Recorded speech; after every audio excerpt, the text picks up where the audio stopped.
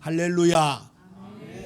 2025년 하나님께서 아름다운 걸음으로 여기까지 인도하셨습니다.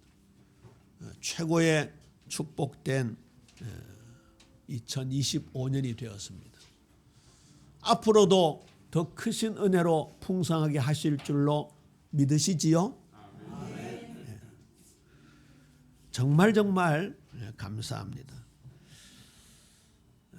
오늘 마지막 주일을 신명기를 선택을 했습니다.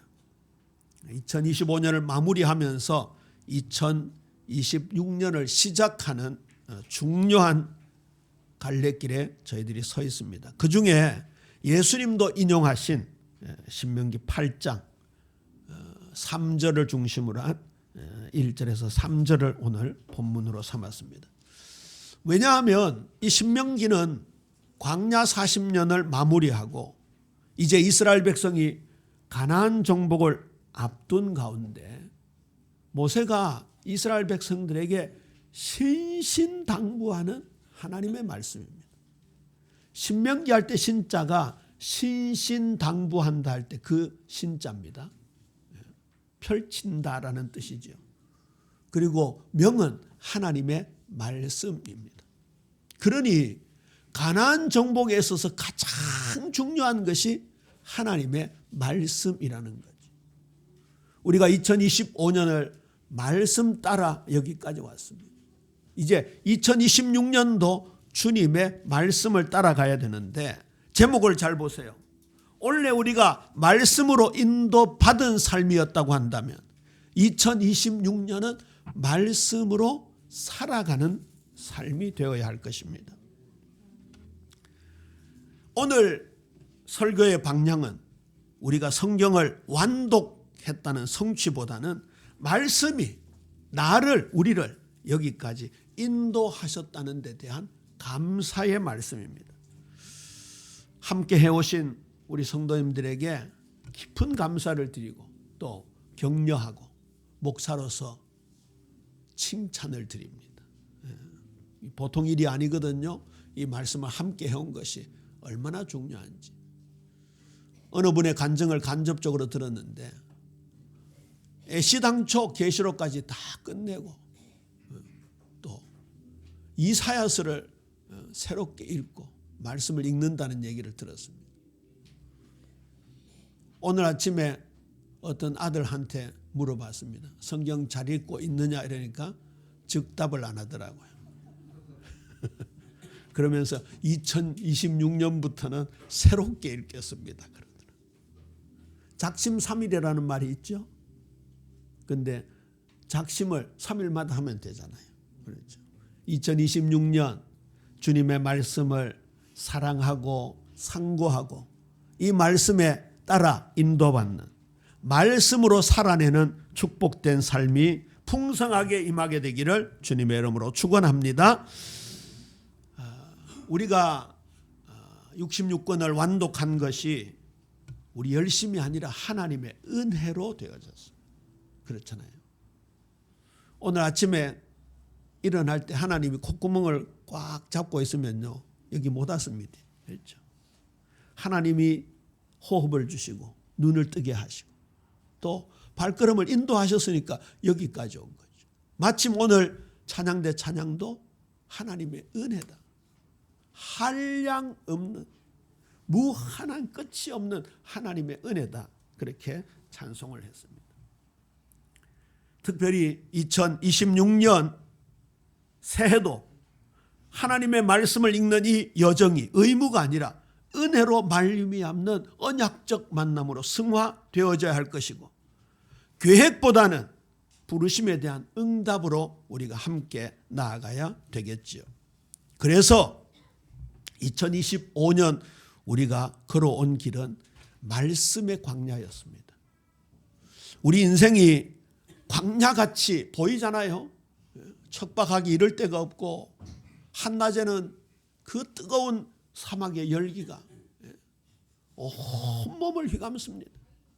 밤에는 또 왜 그렇게 추운지 중동 지역이지만 상상 이상으로 그 광야의 한밤중이 춥습니다. 우리 인생이 그와 같지요. 그들에게는 번듯한 집도 없었습니다. 늘 텐트, 장막을 치고 이동해야 했습니다.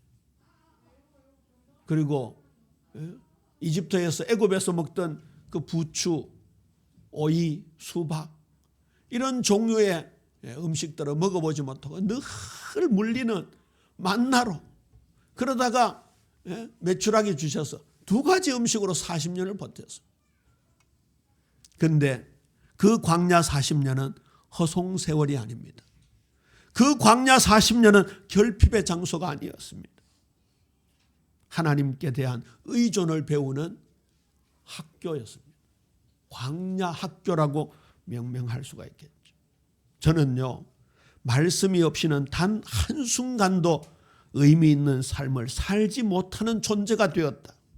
그렇게 깨달아지더라고요. 왜 그렇습니까? 우리가 성경 읽기에 제목이 리딩 지저스였습니다. 예수님을 읽자였습니다. 예수님을 만났잖아요. 구원자 되시는 예수님을 만났잖아요. 그 예수 그리스도의 말씀을 통해서 나 자신이 읽혀졌잖아요. 그리고 예수님은 우리의 주인으로서 지금까지 인도해 오셨잖아요. 자, 그러면 신명기의 주된 요절을 한번 보입시다.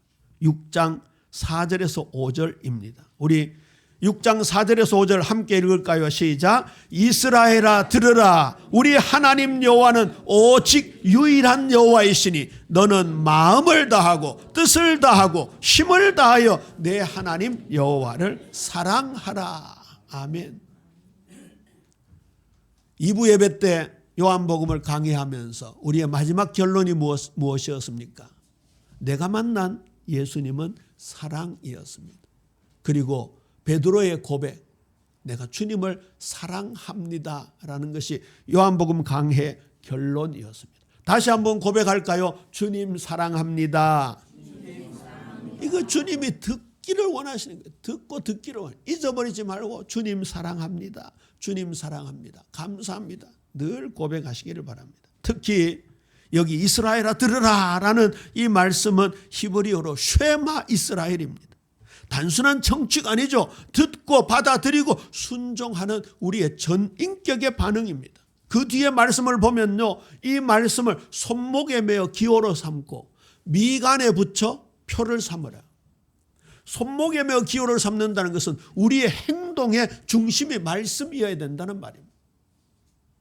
여러분이 말씀을 적은 이런 쪽지를 담은 상자를 여기 미간에다가 딱 붙이면 우리가 길을 갈 때 보일까요? 안 보일까요? 보입니다. 여기에. 말씀이 보입니다. 말씀의 관점으로 보라는 얘기입니다. 미간은 뇌하고 직결되어 있죠. 말씀이 사상이 되라 그 말입니다. 그 뒤에 보면 문설주와 바깥문에 기록할지니 자녀들에게 가르치라. 그런 말씀으로 뒤에 말씀들이 이어지고 있습니다. 자, 이 마음을 가지고 2026년은 더 자세히 더 깊이 말씀을 읽어야 할 것입니다. 그 다음에 오늘 요절입니다. 신명기 8장 3절이지요. 우리의 생명의 활동의 근거가 되는 말씀입니다. 이 부분은 이대지에서 주에 함께 다루도록 하겠습니다. 그 다음에요, 느헤미야 8장 1절에서 9절에 보면 하나님의 말씀은 개인의 묵상용을 넘어서 공동체 예배의 중심임을 천명해 주고 있습니다. 원래 우리 박창복 목사님 통해서 느헤미야 말씀을 자세히 받았죠. 느헤미야 8장에 보면요, 바벨론 포로 생활을 거치고 70년 만에 이스라엘 고토를 돌아온 이스라엘 백성들이 수문 앞 광장에 서게 됩니다. 그때 총독 느헤미야와 학사 겸 제사장인 에스라가 율법책을 펴둡니다. 그러니까 말씀을 들을 만한 모든 백성들이 그 앞에 나옵니다. 에스겔이 낭낭한 목소리로 하나님의 말씀을 펼쳐들고 읽었겠지. 그리고 백성들은 아멘, 아멘으로 화답했어요. 그 순서를 가만히 보면요, 율법책을 펼쳐 읽을 때 이스라엘 백성들이 아멘, 아멘 하는데 깨달음이 확 다가오는 장면이에요. 그리고 백성들이 그 말씀 앞에 막 울잖아요. 펑펑 웁니다.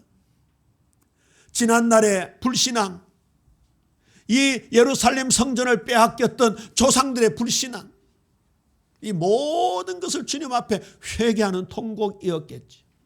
그때 느헤미야 총독과 학사 에스라가 울지 말라, 오늘은 여호와의 성일이니 기뻐하고 즐거워하라, 그러면서 전 이스라엘 백성들이 예배로 승화시키는 놀라운 장면이 나옵니다.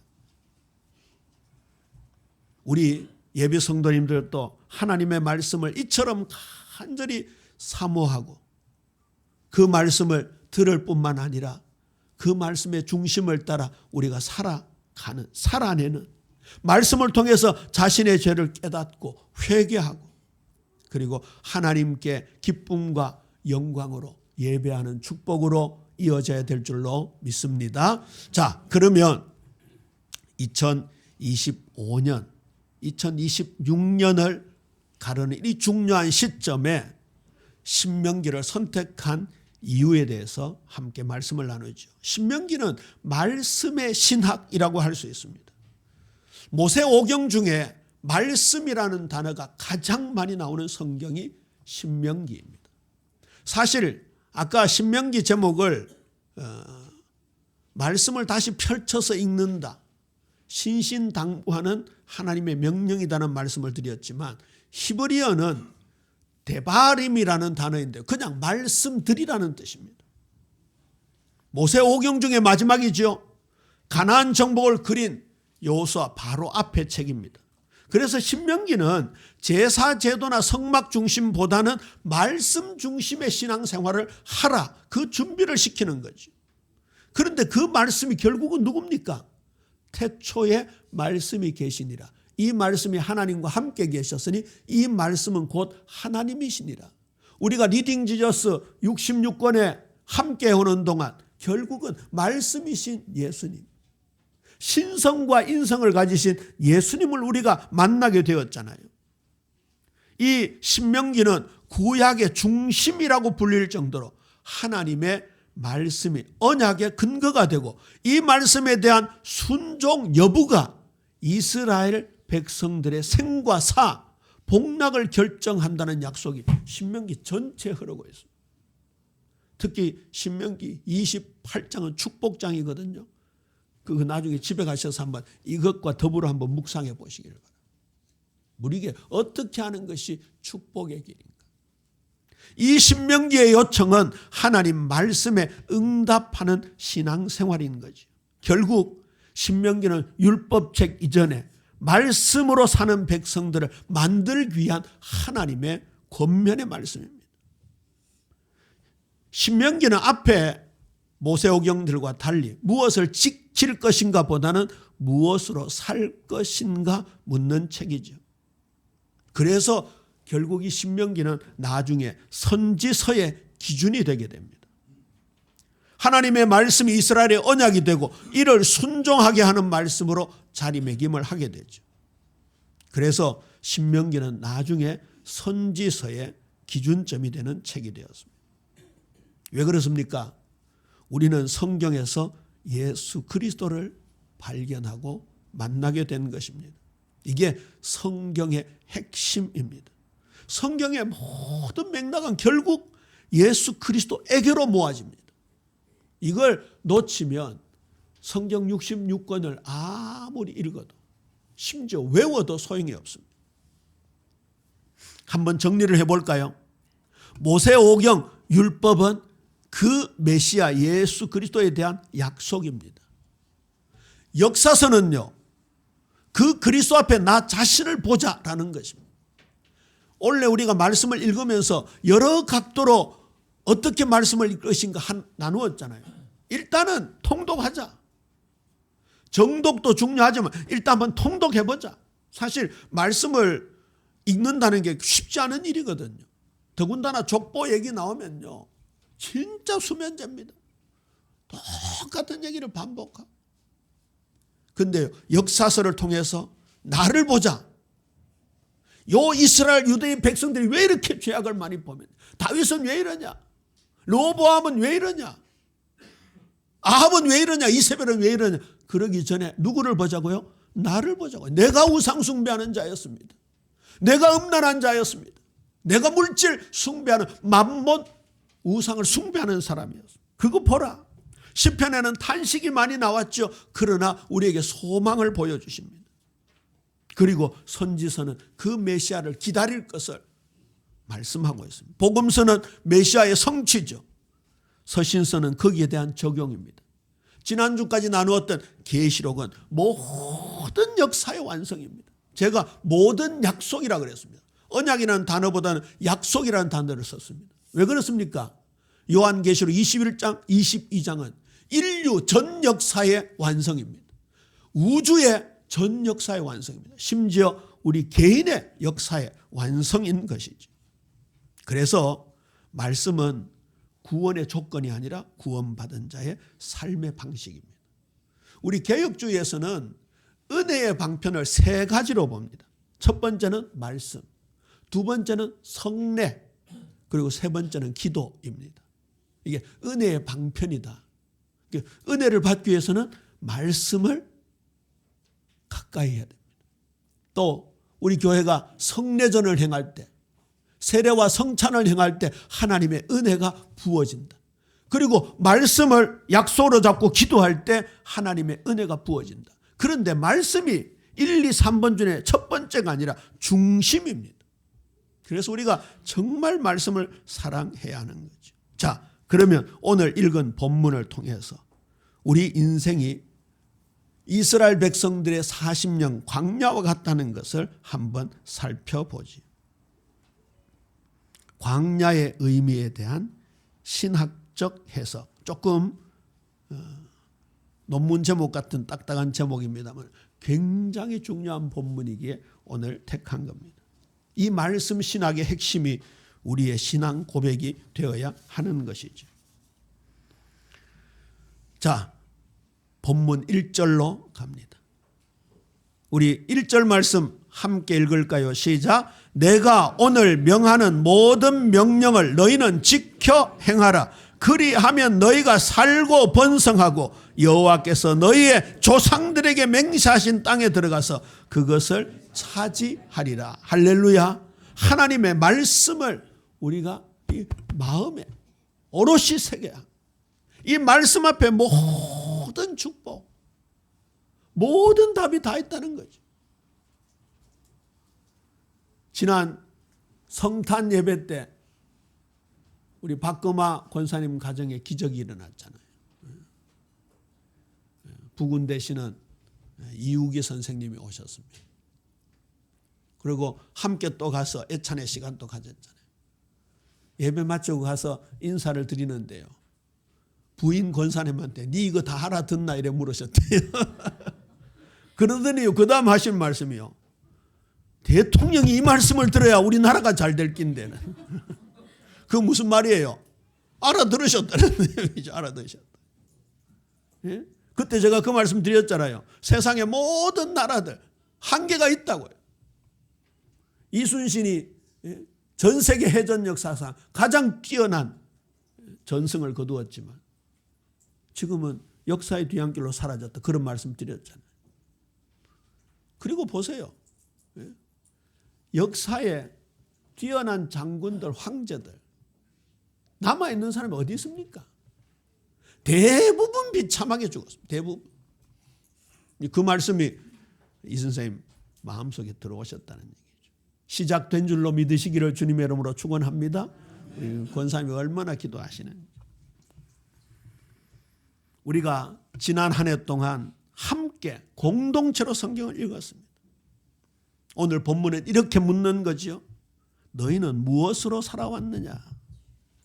우리가 걸어온 길은 광야였습니다. 광야는 아무것도 없는 것처럼 보이지만 아닙니다. 광야는 하나님이 중심입니다. 결국 하나님만 남게 하시는 것이죠. 여기 지켜 행하라 라는 말씀은 법적 준수 이전에 언약적 신뢰를 말합니다. 거기에 따른 순종을 말합니다. 이게 언약 백성들이 언약 속에 거하는 방식인 것이죠. 구원받은 백성들의 삶의 질서가 결국 말씀을 따라 인도받는 겁니다. 모든 명령을 지켜 행하라. 그리하면 너희가 살고 번성하여 여호와께서 너희의 조상들에게 맹세하신 땅에 들어가서 그것을 차지하리라. 누가 이것을 믿느냐라는 것이겠지요. 두 번째입니다. 신명기 8장 2절입니다. 말씀으로 우리를 먹이신다고 약속하고 있습니다. 내 하나님 여호와께서 이 40년 동안 내게 광야의 길을 걷게 하신 것을 기억하라. 우리 2025년을요 아마 평생 잊어버릴 수 없을 것입니다. 일단 완독하신 분들을 기준으로 야, 내 성경 일독했다. 그럼 2025년이 기억나겠지. 그리고요 저에게도 이 해석의 부분 그리고 말씀을 어떻게 대할 것인가라는 부분이요 정말 이전과 달랐습니다. 적어도 말씀을 바라보는 관점, 말씀을 해석하는 관점이요 지난 30년 목회 인생보다도 1000배, 10,000배 제게 다가왔어요. 그만큼 공동체로 함께 읽는다는 것이 얼마나 중요한지요. 제가 그런 말씀 드렸잖아요. 오늘 지금 이 시간 장로님은 이 말씀을 어떻게 읽고 계실까? 권사님은 어느 부분에서 감동하고 계실까? 집사님도 나처럼 이 말씀 앞에 회개하고 있을까? 이 말씀 앞에 감사하고 있을까? 그게 우리가 공동체로 함께 읽는 거예요. 이게 시너지 효과가 우리에게 저한테 얼마나 다가오는지 이게 막 느껴지는 거 있지요. 거기다가 우리 마지막에 뭐라 했습니까? 내가 말씀을 읽는 것이 아니라 말씀이 나를 읽게 하자. 맞아요, 안 맞아요? 맞습니다. 그렇잖아요. 하나님의 말씀은 살았고 활력이 있어 좌우의 날선 어떤 검보다도 예리하여 혼과 영과 및 관절과 골수를 전인격을 가리킵니다. 찔러 쪼개기까지 하며 또 마음의 생각과 뜻을 판단하나니. 말씀이 나를 쫙 스캔하도록 만들어야 되는 거예요. 그래야 내가 제대로 발견되어져요. 우리 병원에 가면 엑스레이, MRI, CT 촬영하잖아요. 그래야 병변을 발견하고 발견된 병변을 수술해야 되죠. 하나님의 말씀이 나를 영적으로 발견케 하는 중요한 도구가 되는 거예요. 하나님은 만나를 주셨지만 목적은 배부름이 아니라 가르침이었습니다. 우리 성도님들은 성경을 다 읽은 사람이라는 표현보다는요. 말씀에 의해 지금도 살아가고 있는 사람입니다. 이 광야의 목적이 삼중 구조로 되어 있죠. 겸손을 훈련시키는 낮추심으로. 믿음의 실체를 드러내시기 위하여 시험하시는 방편으로. 그리고 말씀을 지키는가 마음의 상태를 지금 드러내고 계십니다. 그러니까 결국 주제는 뭡니까? 광야는 벌이 아니라 교육입니다. 버림이 아니라 양육입니다. 자, 그 다음에 신명기 8장 3절입니다. 요절 중에 요절이지요. 다시 한번 함께 읽을까요? 시작. 너를 낮추시며 너를 줄이게 하시며 또 너도 알지 못하며 내 조상들도 알지 못하던 만나를 내게 먹이신 것은 사람이 떡으로만 사는 것이 아니요 여호와의 입에서 나오는 모든 말씀으로 사는 줄을 내가 알게 하려 하심이니라. 아멘입니다. 아멘. 이 신명기 8장 3절은요 성경 전체에서도 굉장히 중요한 대목입니다. 저는 이 말씀을 묵상하는 가운데 질문이 하나 딱 생기더라고요. 여호와의 말씀, 하나님의 말씀이라고 하면 되지 왜 굳이 여호와의 입에서 나오는 말씀이라고 표현했을까? 혹시 이 대목을 읽다가 이런 생각이 들었다면 설교자로서 가능성이 있습니다. 목회를 한번 생각해 보시기를 바랍니다. 저는 우리 다음 세대 자녀들 중에 목사가 나오기를 바랍니다. 하나님의 말씀을 정말 전하는. 왜 그렇게 했을까요? 첫 번째입니다. 하나님과 우리의 친밀한 관계를 드러내십니다. 말씀은 기록된 이 텍스트나 추상적인 개념이 아니죠. 그렇게 느낄 수 있지만 여기 보세요. 입에서 나온다라고 표현하는 것은요. 하나님이 우리 곁에서 직접 직접 말씀하시는 생생한 현장성을 보여주고 있습니다. 마치 부모님이 자녀에게 얼굴을 맞대고 낱낱이 일러주는 듯한 인격적인 관계를 보여주고 있습니다. 이게 사랑의 표현입니다. 그러니까 하나님은 멀리 계신 관념적인 존재가 아니라 지금 내 곁에서 숨결을 담아 말씀하시는 분이지. 그 말씀에 귀를 다 기울입니다. 우리 아까 장로님께서도 마지막에 우리를 사랑하실 때 끝까지 사랑하신 예수. 우리 주님 예수님이 우리를 사랑하실 때 끝까지 사랑하신다는 그 대목도 굉장히 2025년도 우리에게 인상적으로 다가왔잖아요.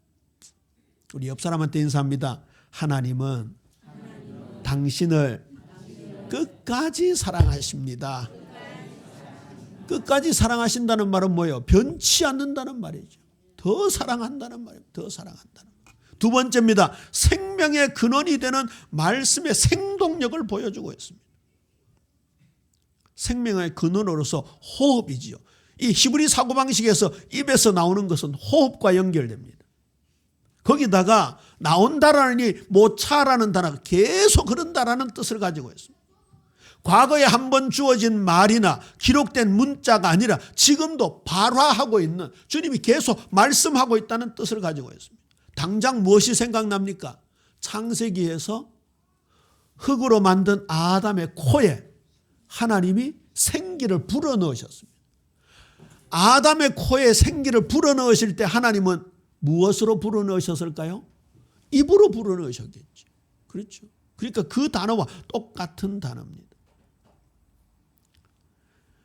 육신의 음식인 떡, 여기에는 빵이지요. 우리로 말하면 밥입니다. 그걸 먹어야 에너지를 얻을 수 있듯이 인간의 영혼은 하나님의 입에서 나오는 신령한 호흡의 말씀을 공급받아야 진정으로 살아있음을 알 수 있습니다. 세 번째 의미입니다. 하나님의 말씀의 절대적 권위와 즉각적인 성취입니다. 만나는 땅에서 거두지만 말씀은 하나님 입에서 나옵니다. 왕의 입에서 나오는 명령은 곧 법입니다. 그리고 즉각적인 실행을 의미하죠. 성경책 첫 번째 하나님의 말씀이 창세기 1장 3절에 나오죠. 하나님이 이르시되 빛이 있으라 하시매, 그 다음에 뭐죠? 빛이 있었고, 빛이 있으라 명령하시니까 빛이 있었고 성취가 되어지. 그게 하나님의 말씀의 절대적 권위입니다. 광야라는 아무것도 없는 척박한 땅에서 이스라엘이 살아남을 수 있었던 이유가 그들의 노력이나 자원이 아니라 무에서 유를 만들어내신 하나님의 창조적 선포, 입을 통하여 선포되는 말씀이 계속 되었기 때문에 가능한 것이죠. 이 말씀은 죽음 가운데 있는 우리에게 생명을 주십니다. 어두움 가운데 있는 우리에게 빛을 주십니다. 거짓이 얼마나 많은지요. 창세기 6장 5절에 보면 사람의 생각에 모든 계획이 항상 악할 뿐임을 보시고, 진짜 생각이 거짓입니다. 행동이 거짓입니다. 거기에 말씀은 진리를 제공하고 있습니다. 우둔한 자에게 지혜를 주고 무능한 자에게 능력을 줍니다. 무질서한 자에게 질서를 줍니다. 범죄케 하는 자를 거룩케 합니다. 조금 이따 그 말씀이 나옵니다. 또 무엇이 있겠습니까? 자신의 상황을 비추어 이 말씀이 어떤 역할을 하고 있는지 한번 생각해 보세요. 무한합니다. 무한합니다. 그렇기 때문에 우리는 매일매일 새롭게 주어지는 하나님의 음성에 귀를 기울여야 되고 거기에 민감해야 합니다. 어제 먹은 만나가 오늘은 쓸모없듯이 성도는 과거의 지식에 머무는 것이 아니라 매일 새롭게 나오는 하나님의 음성에 민감해야 된다는 교훈을 우리에게 주고 있습니다. 자, 2026년 새롭게 성경을 읽기 시작할 때 하나님께서 내게 들려주시는 음성에 민감한 우리 예빈 모든 성도님들 되시기를 주님의 이름으로 축원합니다. 그래서 결국 입에서 나오는 이 말씀은 그저 박제된 글자가 아니라 우리를 살리는 실제적인 생명력이다, 그런 뜻이죠. 매 순간 공급받아야 되는 영적 양식이다. 그걸 강조하고 있습니다. 우리의 생존의 근본은 환경이나 경제, 돈이 아닙니다. 하나님의 말씀입니다. 보조식량이 아닙니다. 오늘 점심시간에 맛있는 호박죽이 준비되어 있습니다. 제가 호박죽 끓이는데 저의 노력이 많이 들어갔습니다. 그거 있잖아요. 안으로부터로 돌리는데 그거 쉽지 않더라고요. 안 쓰던 근육을 쓰니까요. 되게 힘든 거 있죠. 그래서 감기가 왔는지 모르겠습니다. 이제 본 주방장 셰프는 이영경 집사람이 했고 제가 보조했고 그 다음에 맛있는 미역국은 또 임권사님이 끓이시고 하여튼 오늘 이 음식을 먹는데 이게 우리 피와 살이 되고 내 지원이 되잖아요. 밥 하루만 안 먹어봤어요. 저는 장장 5일 동안 금식해봤는데 죽겠더라고요. 그런데 말씀이 공급이 안 되면 영적으로 메마를 수밖에 없습니다. 왜 하나님이 만나를 하루치씩만 거두게 했을까요? 매일매일 말씀을 먹으라 그런 뜻입니다. 그렇지. 얼마나 중요했던지 예수님이 40일 금식 후에 첫 시험 때에 이 말씀을 인용하셨습니다. 마귀가 돌을 가지고 와서 떡 만들어 먹어라, 빵 만들어 먹어라 유혹했잖아요. 육신의 유혹입니다. 그때 예수님 하신 말씀이 뭐예요? 기록되었으되 이렇게 나옵니다. 기록되었으되 사람이 떡으로만 살 것이 아니요 하나님의 입에서 나오는 모든 말씀으로 살 것이니라. 그 떡에는 여러 가지가 포함되겠죠. 세상의 지식, 사상, 세상의 문화, 철학 모든 게 포함됩니다. 이념도 포함됩니다. 아니면 뭐 그런 거창한 얘기가 아니라 나 자신의 생각, 내 주장 그게 포함됩니다. 그게 우리를 살리는 게 아니다 그 말이에요. 하나님의 말씀이다 그 말이에요. 예수님은 신명기를 살아내신 분입니다. 그 뒤에도 신명기 말씀을 인용하죠. 6장 16절을 인용하십니다. 6장 13절을 인용하십니다. 의미가 무엇입니까? 이스라엘은 광야에서 실패했지만 예수님은 말씀으로 광야에서 승리하셨다는 것을 보여주고 있습니다. 말씀을 살아내시는 모델로 우리에게 나타나셨습니다. 내가 아버지로 말미암아 사는 것처럼 너희는 나로 말미암아 살아가리라 분명히 말씀했습니다. 그래서 우리가 함께하고 있는 리딩 지저스의 결정적인 완성은 우리가 성경을 읽을 때 이 성경 말씀을 완성하신 예수님을 만나는 것이죠. 자, 그러면 크게 세 번째입니다. 2026년 성경 읽기의 과제를 앞두고 우리가 함께 말씀을 나눕니다. 25년도에 말씀이 우리를 붙드셨다면 이제 26년도에는 이 말씀을 따라 걸어가고 행동하고 실천하는 것이죠. 그래서 무슨 실천사항을 내드렸습니까? 대학 노트에 하루 한 구절, 10구절 아닙니다. 하루 한 구절. 예를 들어서 창세기를 읽어 나갈 때 태초에 하나님이 천지를 창조하시니라. 길지 않잖아요. 그거 딱 적습니다. 그거 외웁니다. 하루 그 정도 외우는 거 뭐 용량을 오버하지는 않겠죠. 그 다음에 보세요. 그 말씀을 내 삶에 실천하는 겁니다. 아니 목사님 뭐 태초에 하나님이 천지를 창조하시니라. 그게 내 돈벌이와 무슨 상관이 있습니까? 내 자녀 교육에 무슨 상관이 있습니까? 내가 공부하는데 무슨 상관이 있습니까? 내가 여행하는데 무슨 상관이 있습니까? 아닙니다. 그 속에 어마어마한 답들이 있습니다. 자, 이 부분은 제가 세밀하게 이래라 저래라 안 하겠습니다. 그거는 우리 성도님들의 과제입니다. 한번 적용해 보시라고. 어느 게 내 삶의 창조적 능력인가? 내가 지금까지 무에서 유를 창조하신 하나님의 능력을 믿지 않았던 게 무엇인가? 결국 하루 한 구절 암송하고 한 가지 순종하는 것은 율법적 요청이 아니라 말씀의 은혜가 삶으로 스며드는 것입니다. 보세요. 첫 번째 과제를 시편 119편 11절로 잡았습니다.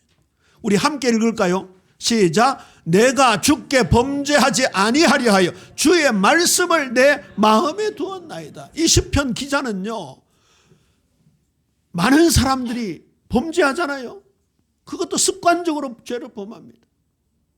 그거 아닙니다. 예? 예수 그리스도 모든 문제 해결 끝. 그러니까 내 마음껏 살아도, 마음대로 살아도 돼, 죄 짓는 거 하나님 봐주실 거야. 절대 아닙니다. 그걸 무율법주의 율법 폐기론이라 그럽니다. 복음이 아닙니다. 바울은 서신서에서 여기에 반대되는 말씀을 얼마나 많이 강조하고 있는지 모릅니다. 그러니까 보세요. 이분은 내가 주께 범죄하지 아니하려 하여 주의 말씀을 내 마음에 두었나이다. 말씀을 마음에 담아 나의 것으로 삼는 겁니다. 그러니까 결국은 말씀이 내면화가 되는 거죠. 삶 자체가 되는 거죠. 두 번째입니다. 말씀을 삶의 자리로 옮겨야 합니다. 그냥 기록된 말씀이 아니라고 했죠. 너희는 말씀을 행하는 자가 되고 듣기만 하여 자신을 속이는 자가 되지 말라. 듣는 말씀에서 행하는 말씀으로 이어져야 되는 거죠. 이게요, 하루 한 가지 실천의 직접적인 성경의 명령입니다. 이거는 행위 구원이 아니지요. 믿음의 진정성을 증명하는 방법입니다. 그 다음에 중요합니다. 우리 제목 3항 제목을 한번 읽어볼 거예요. 시작. 잘하는 일조차도 주님께 의탁 성화. 그렇죠. 잘하는 일. 분명히 있습니다. 잘하는 일. 저는 뭘 잘합니까? 와, 우리 유 집사님이 인정해 주셔서 감사합니다. 오늘 주보가 잘못된 게 하나 있습니다. 수요 예배 이연경 사모되어 있는데 수요 예배는 없고 송구영신 예배고, 송구영신 예배는 안무영 집사님인데 제가 미처 발견하지 못했습니다. 새벽에 유 집사님이 또 찾았어요 하면서 저한테 가르쳐 주더라고요. 조철수 집사님인데 초철수 집사님 적을.